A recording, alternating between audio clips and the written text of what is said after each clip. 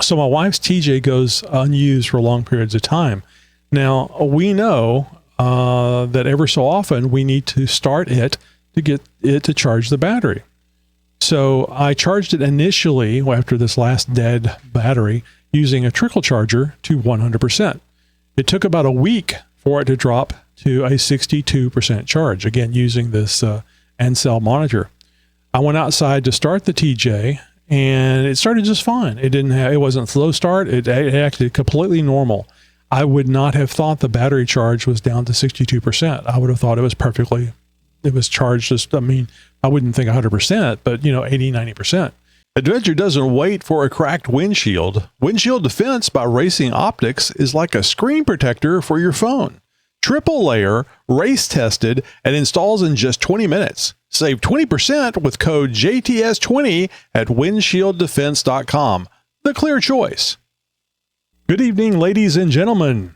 Yeah, I know it's a bit different. We're trying to, get the subscriber count up, so we're trying to be a little more, friendlier. Hi-ho, Jeeper. It's time for another Jeep Talk Show roundtable episode. No, it's not.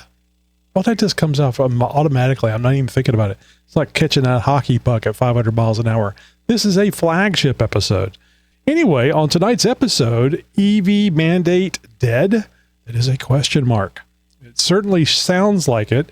And it's surprising to me that the federal government is actually able to tell a state what to do. It's a good state to tell them what to do, California. Like, share, and subscribe. I give you my thoughts on this common statement made on YouTube videos. All right, battery charging myths. I have been amazed at what I have learned about battery charging. Doesn't mean it's right. It just means that I've learned it, and I'm going to tell you about it tonight. All right, we've all heard about the U.S. EV mandate. Would you be surprised that there is no named law? There's actually no law that is a EV mandate. So I think this stems from California doing what they do.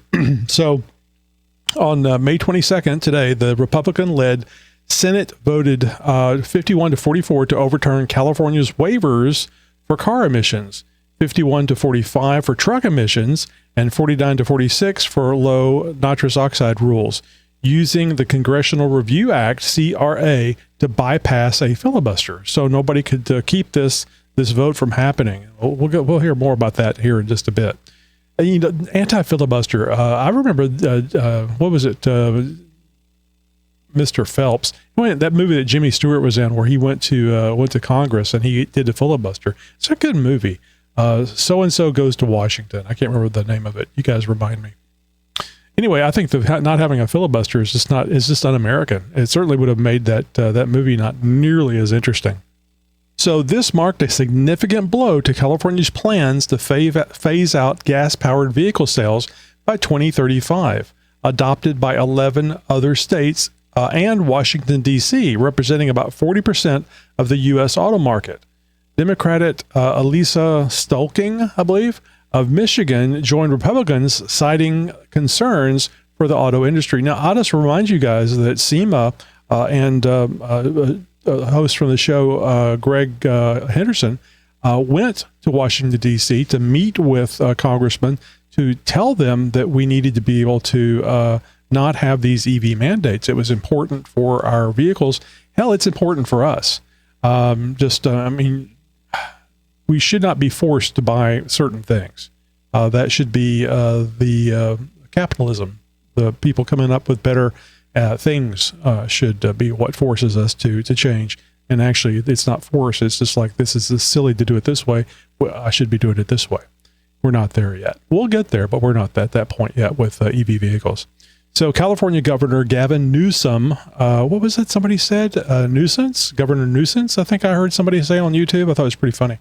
And Attorney General Bob Bonita? No, it's not Bonita, but it's Bonita. Announced plans to sue the Trump administration, arguing the CRA was misused, as the Government Accountability Office stated in the waivers could not be repealed in this way. Critics of the rollbacks include Senate Democrats like Alex Padilla, argued the move undermines decades of Clean Air Act protections, while supporters, including automakers, claimed the mandates ignore sluggish consumer demands for EVs that make up less than 10% of U.S. sales, and infrastructure limitations. Infrastructure limitations, meaning not a lot of places to charge your EV. So if everybody was driving an EV, would there be more? Certainly, but at what cost?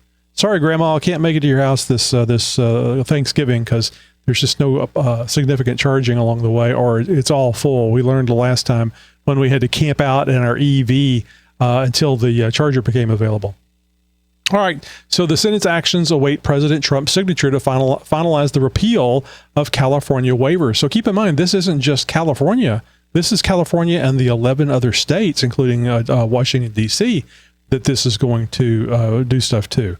So it will effectively halt its 2035 gas vehicle ban. Repeat that. This is going to halt California's 2035 gas vehicle ban.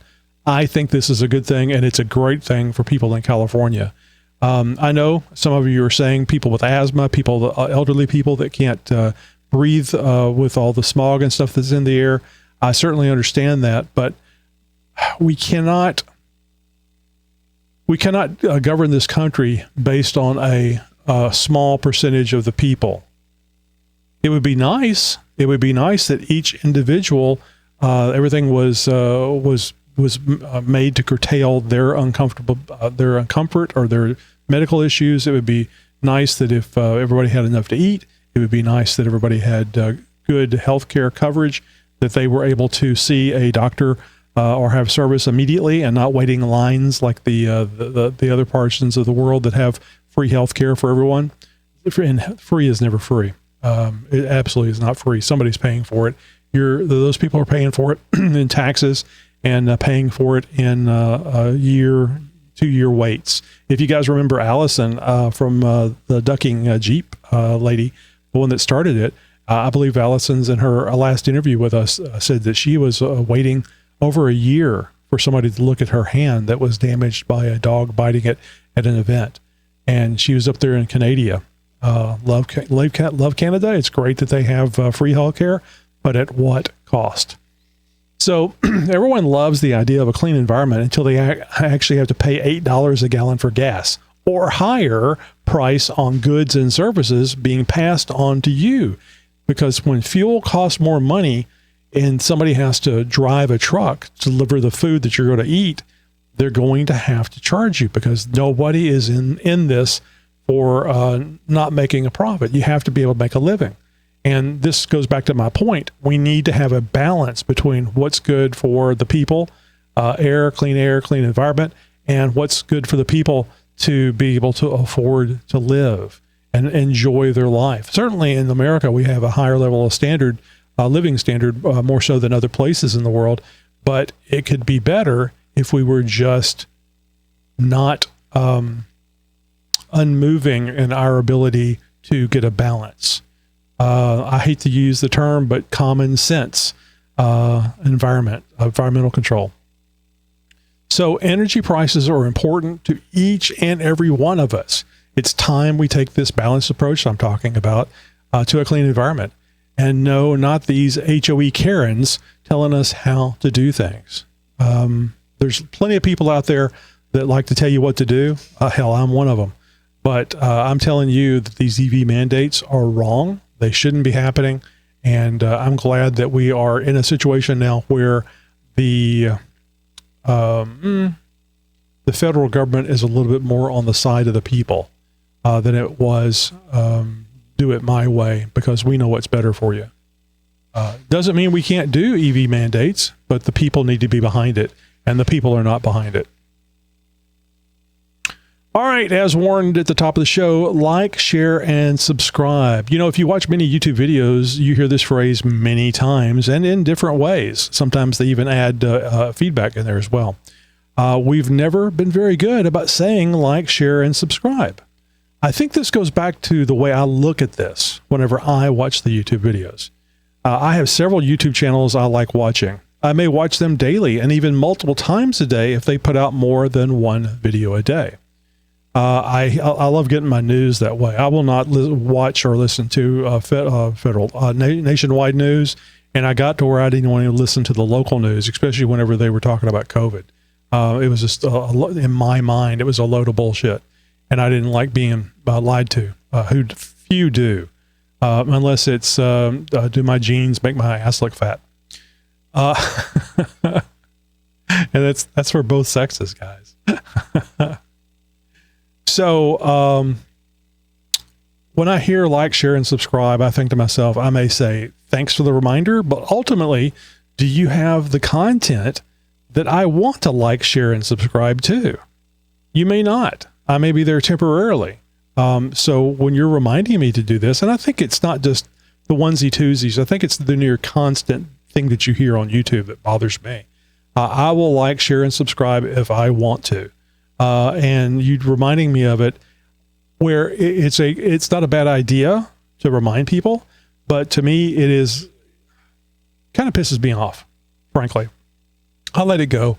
And especially, I don't like it whenever they drone on and on about like, share, and subscribe. Kind of like what I'm doing now. I find that I'll subscribe to the YouTube channel more often than I will like. And sometimes I feel bad about that because the video may be very good. I just don't think about liking the video.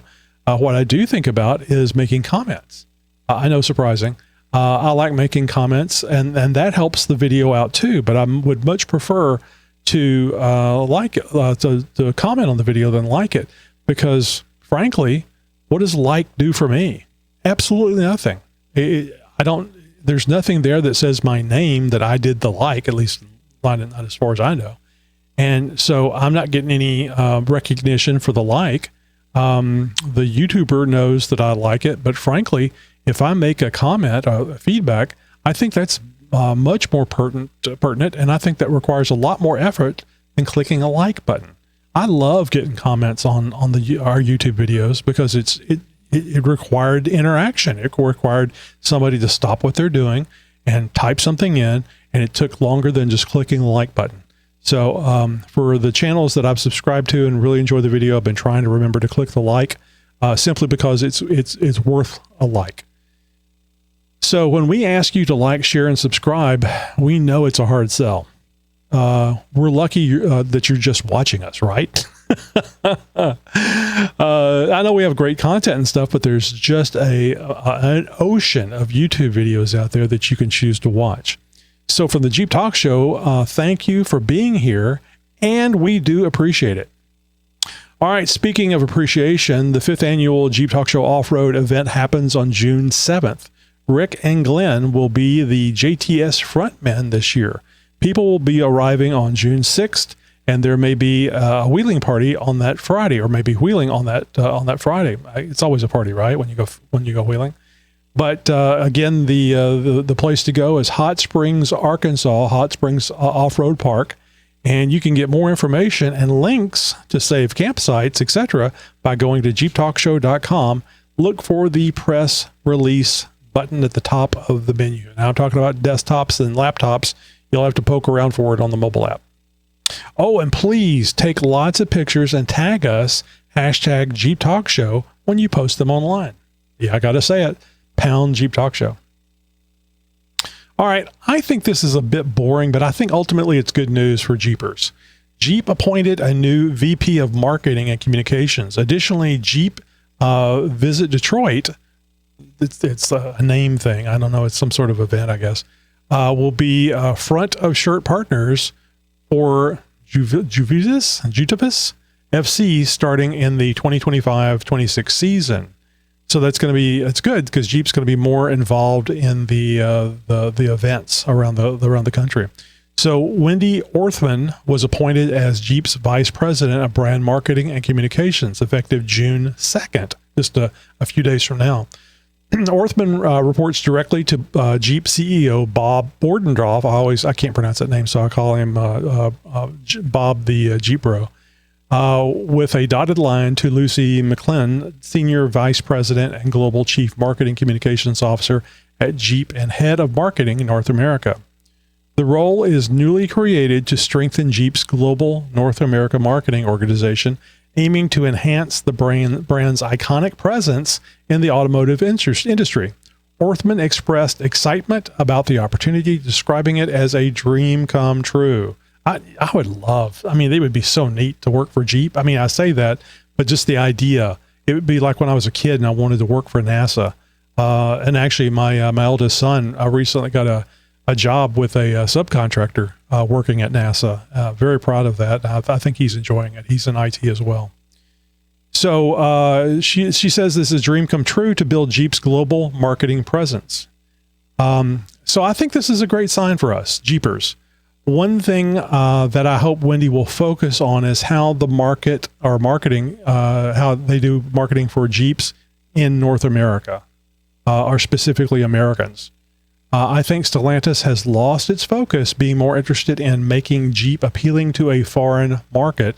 Not foreign for Stellantis because they're worldwide, but I think they need to focus on where Jeep came from, America. We don't need any Europeanized, made up word, for our Jeeps. Jeeps are absolutely perfect the way they are. They're supposed to be rugged off-road vehicle, and not some pissant high gas mileage, smooth, wonderful little things to drive around on tiny little streets like they have in Europe. Jeep needs to be who Jeep is. Jeep needs to be that American off-road, hardy, heavy-duty vehicle. And if the Europeans want to ride along, if they want to join the club, then they need to be Americanized. I'm sure you guys have seen where like Japan loves the American stuff. They've embraced rock and roll and Elvis and all these things. So could you imagine Elvis having some sort of marketing person that said he needs to be more Japanese in the way he does his lyrics, the way he moved his hips, all those things to be more, so you would appeal to the Japanese market? That's not why people are enjoying America and all the things that America does. American does it the way we do it, damn it. And if you don't like it, do it your own damn way. If you do like it, you're welcome to be part of it. Hey Jeepers, Tony here from the Jeep Talk Show.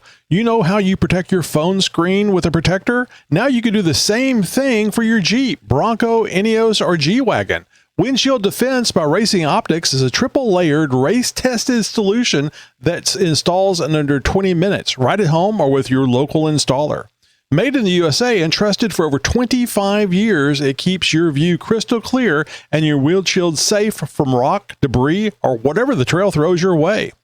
Don't let a rock end your ride. Protect your windshield, protect your story, and keep the adventure rolling. And now save 20% with code JTS20 at windshieldefense.com. That's windshieldefense.com, promo code JTS20. Born from racing. All right, so Jeep vehicles, including Wrangler and Chrysler models, were recalled in South Africa due to safety defects. Separately, Stellantis revisited U.S. TV ads, or I should say revised. I'm sure they revisited as well, but revised U.S. TV ads for Jeep, Dodge, and Ram after a consumer advocacy group flagged misleading patriotic claims. And if memory serves, they were saying it was like the most American-made automobile. And then this advocacy group said, well, what about this part of it? What about this part of it? What about this part of it? Oh, okay, well, you got us there. So, yeah, I think it's good to call things out like this. And I would hope, it won't happen over a short period of time, but I would hope that Stellantis would say, well, maybe we should make this more of an American vehicle and start getting more of these people in America to build it for us. It's not like we don't build good shit. All right, this is interesting. The Jeep Grand Wagoneer, I think we've mentioned this before, the Jeep Grand Wagoneer will no longer be sold in Australia once existing stock is depleted. When it's gone, it's gone. You're not going to be able to get any more Grand Cherokees in Australia. Marking a significant market exit. Yeah, it's a big deal. I mean, Australia's a big continent. I don't know what the population is there. I don't know what the percentage of Jeeps are there. Must not be high enough because apparently it's not worth Jeep's time to sell the Grand Cherokees there. I think the Grand Cherokees are nice vehicles. I don't see a Grand Cherokee as an off-road vehicle, but they are very luxurious. And some of the ones with the high horsepower engines, I think it'd be great. It'd be a great run around on the highways and the back roads on, but certainly not off-road. You can disagree with me if you want to. I have no problem with that. I mean, some of the older Grand Cherokees have been used successfully for off-road, but I still like something that's a lot more square off-road than it is all wind drifty and really slick looking. All right, so the next generation Jeep Compass set for production in 2026 will be larger, more aerodynamic. It's going to have a drag coefficient under 0.3. What's the Jeep Wrangler? Is it 9.3 or something? I don't know. And include full electric version alongside a mild hybrid and a plug-in hybrid option. Built on XJtalk medium platform, it aims to compete in the growing compact SUV market and will be sold on 5 continents. Well, that's good. I mean, if you like that sort of thing, I had heard, I think it was not the Wagoneer S, what's that other one? The Recon. When a Recon was coming out, it was going to be EV only. And then because of some changes, and certainly after the last presidential election, they started talking about having a hybrid and even ICE versions. So, and I think that's great. Again, it goes back to the EV mandate we were talking about. We should have choice. We should be able to decide what we want to do. And if it's too expensive for the auto manufacturer to make 3 different powertrains, make one and make it where you can get the most energy from. And that price is going down on gas. Make it ICE. I have no problems with EVs. I think they're wonderful. I think they're the future. But we do not have the technology right now. And you can argue that if we don't push forward the electric vehicles, there's going to be not as big a reason to have more charging stations, make improvements for batteries. It's kind of like World War II.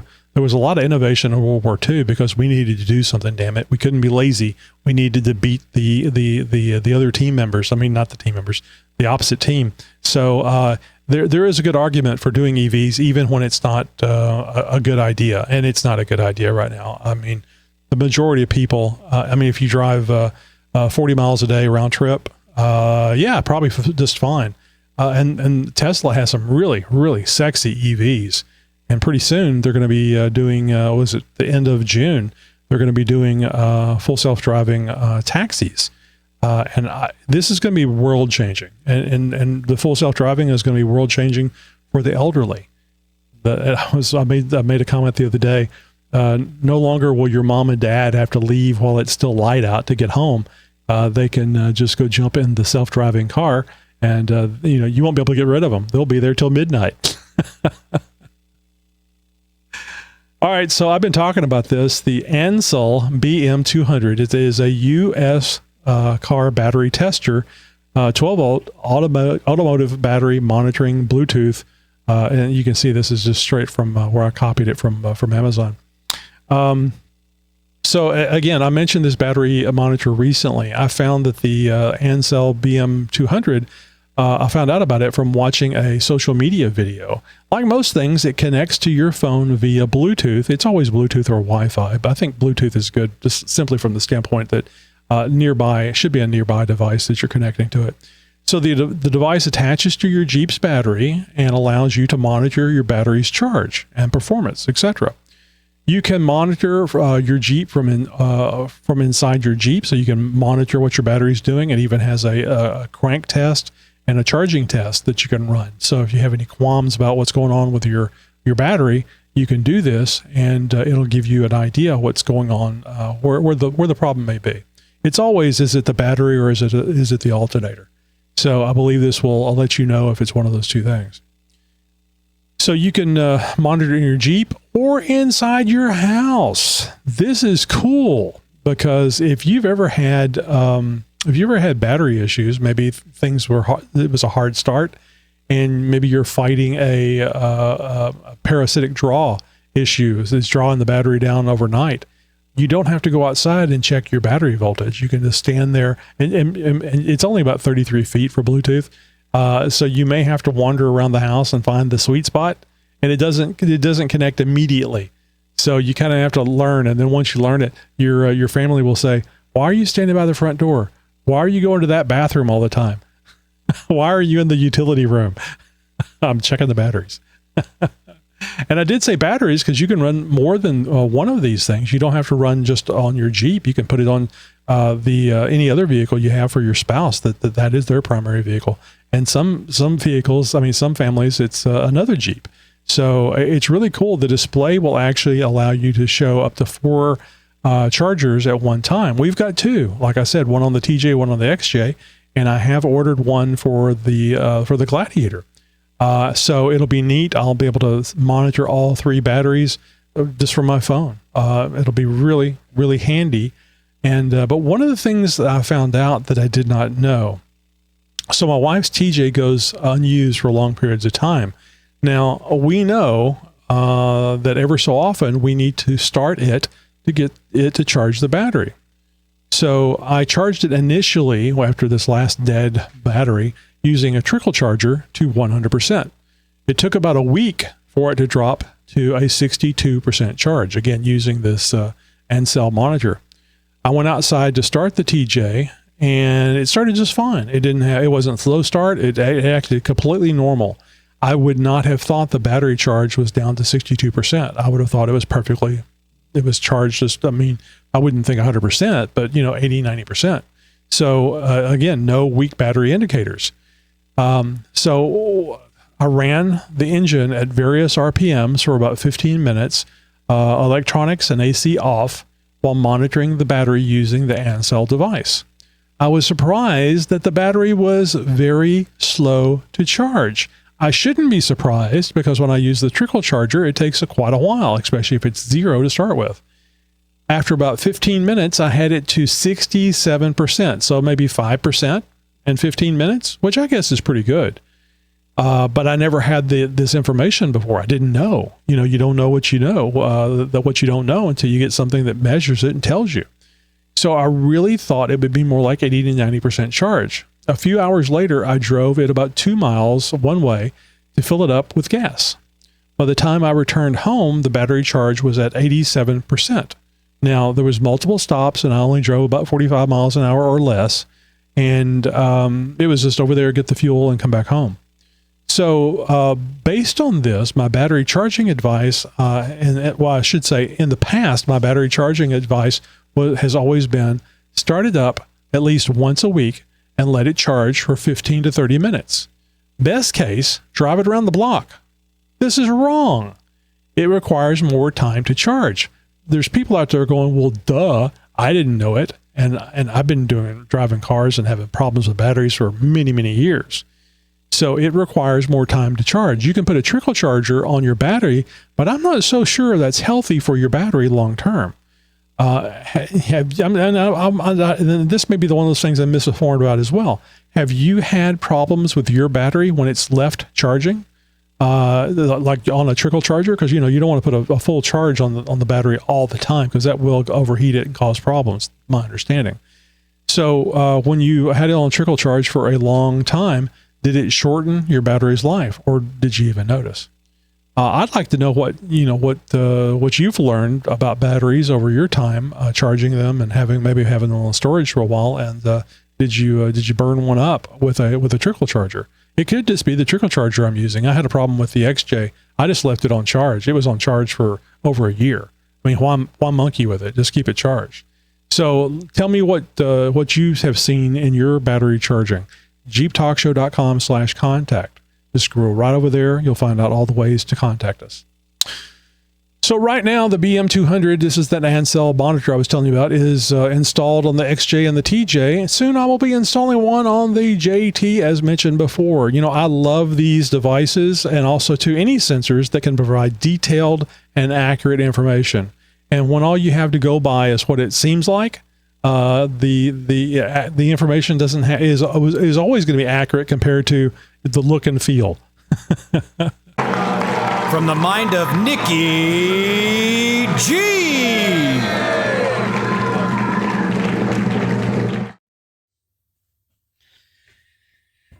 Hey, this is Nicky G, and last week when I was driving out in Uwharrie on the trail, I found this. It's a CB antenna. And then a little while further down the trail, I found this, a sway bar bushing. This thing looks brand new. And then further on down the trail, I found this. There's an interesting story behind this. Whoever left this stuff out there, you gotta let me know what happened. I'm dying to find out.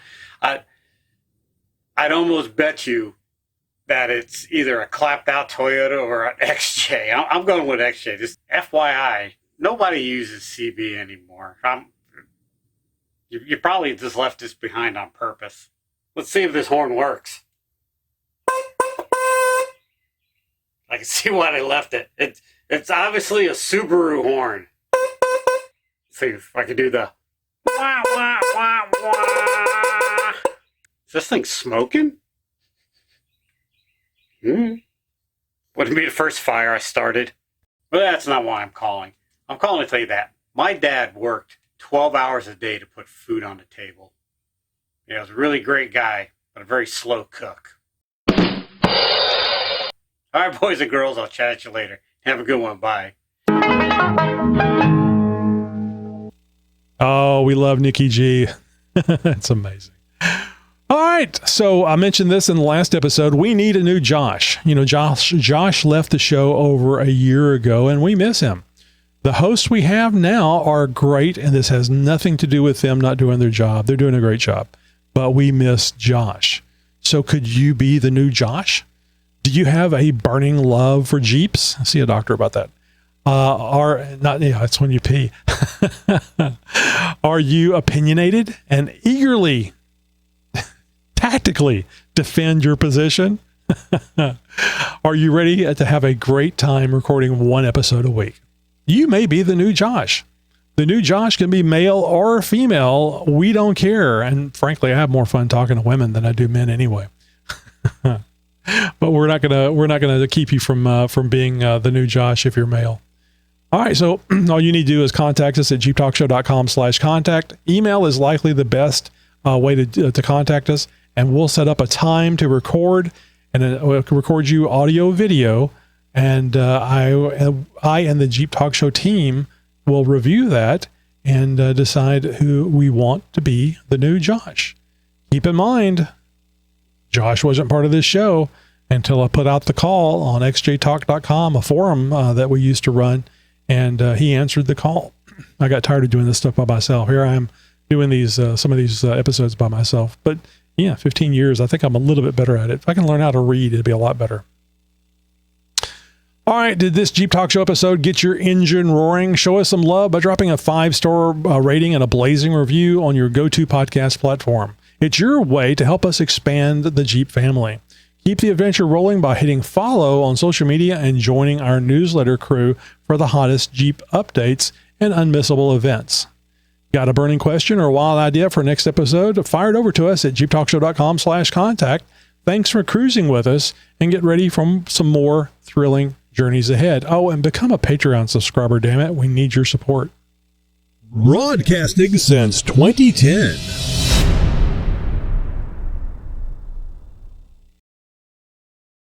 You're my friend. You're my new friend.